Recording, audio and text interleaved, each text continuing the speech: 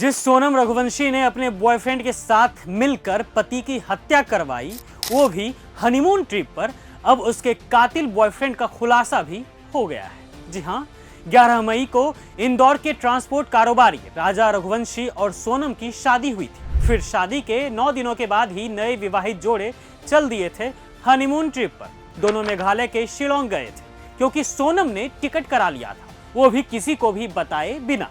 यहाँ तक कि राजा से भी नहीं पूछी थी कि कहाँ चलना है, नहीं चलना है। खैर, 22 मई को वे किराए के स्कूटर से मावलखियाट गांव पहुंचे और 3000 से अधिक सीढ़ियां उतरकर नोंगड़ियाट गांव में लिविंग रूट्स पुल देखने गए। दोनों ने 23 मई को होटल से चेकआउट किया, फिर गायब हो गए। दोनों जिस स्कूटर का यूज कर रहे थे वो तो 24 मई को मिला, लेकिन राजा का सड़ा गला शव 2 जून को मिला था। लेकिन उस वक्त सोनम नहीं मिली थी।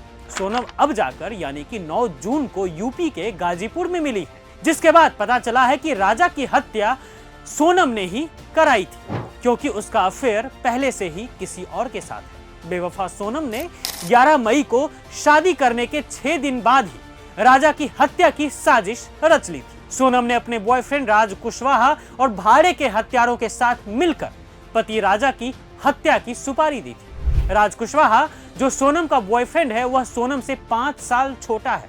मामले की शुरुआती जांच के बाद जो खबर सामने आ रही है, उसके हिसाब से इंदौर में सोनम के पिता का एक छोटा सा प्लाईवुड फैक्ट्री है, जिसमें राज कुशवाहा काम करता है। सोनम अक्सर फैक्ट्री के दफ्तर में आती थी और यहीं दोनों के बीच प्रेम प्रसंग शुरू हुआ।